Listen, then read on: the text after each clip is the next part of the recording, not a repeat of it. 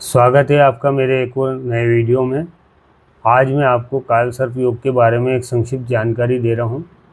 तो देखिए कालसर्प योग क्या होता है और वो कैसे बनता है, इसके परिणाम क्या होते हैं। तो कालसर्प जो है वो राहु केतु से बनने वाला है योग। तो राहु और केतु की जो स्थिति है उससे बाहर, यानी कि उस कालसर्प योग के अंतर्गत राहु और केतु के अंतर्गत जितने भी ग्रह आ जाते हैं वो कालसर्प योग बनाते हैं। कोई ग्रह बाहर होता है तो वो आंशिक कहलाता है। यह सभी ग्रह राहु केतु के दायरे में इकट्ठा हो जाते हैं, यही कालसर्प योग कहलाता है। जैसे अन्य योग भी बनते हैं, सूर्य के आगे पीछे कोई ग्रह होगा तो वेली वैसी और उभयचारी योग बनता है। वैसे चंद्र के आगे पीछे अगर कोई ग्रह होंगे तो वो अनफा सुनफा योग बना देते हैं। और केमध्रुव योग भी चंद्रमा के आगे पीछे ग्रह होने से बनता है। अब ऐसे ही चंद्रमा के साथ अगर शनि बैठ जाएगा, शनि और चंद्रमा की युति हो जाएगी तो वो विष योग बना देते हैं। उसी प्रकार चंद्रमा के साथ राहु अगर बैठ जाता है तो यह ग्रहण योग होता है। केतु के साथ भी चंद्रमा अगर बैठता है तो ये ग्रहण योग होता है। सूर्य के साथ भी ग्रहण योग बनाता है। इसी प्रकार गुरु और राहु की युति अगर कुंडली में कहीं होती है तो वो चांडाल योग का निर्माण कर देती है। ये भी एक प्रकार का योग है। तो कहने का मतलब ये है कि अब इसी प्रकार से कालसर्प योग को हम जान रहे हैं। तो राहु केतु के इर्द गिर्द ही सारे ग्रह आ जाना, यानी कि सब राहु और केतु के अंदर सारे ग्रह समा जाना, ये कालसर्प योग बनाता है। उसके बाहर कोई ग्रह नहीं।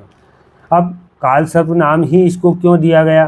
तो राहु का जो नक्षत्र है वो भरणी है और भरणी के देवता काल है। केतु का नक्षत्र आश्लेषा है, उसके देवता सर्प है, इसलिए इसका कालसर्प नाम रखा गया। कालसर्प के जो बताए गए हैं योग, उसमें 12 कालसर्प योग मुख्य रूप से होते हैं, जिसमें आपके पद्म कालसर्प, वासुकी हो गया, शेष शंखपाल कालसर्प हो गया, कुलिक, इस तरह के 12 कालसर्प योग होते हैं। यहाँ पर 12 राशियाँ होती है तो 144 योग राहु से बनते हैं, 144 केतु से। तो इस प्रकार से 288 आंशिक कालसर्प योग बनता है, जो थोड़ा बहुत सभी की कुंडली में होता है। कुछ अच्छे योग होते हैं जिनसे कालसर्प योग के प्रभाव कम हो जाते हैं, वो मैं आपको आगे अगले वीडियो में बताऊँ। जैसे मान लीजिए यहाँ राहु है और यहाँ केतु है, तो ये आपका जो योग है वो अनुदित कालसर्प योग है। केतु इधर आ जाएगा, राहु इधर आ जाएगा, तो ये उदित कालसर्प योग बन जाता है। तो इसके अलग अलग परिणाम हैं।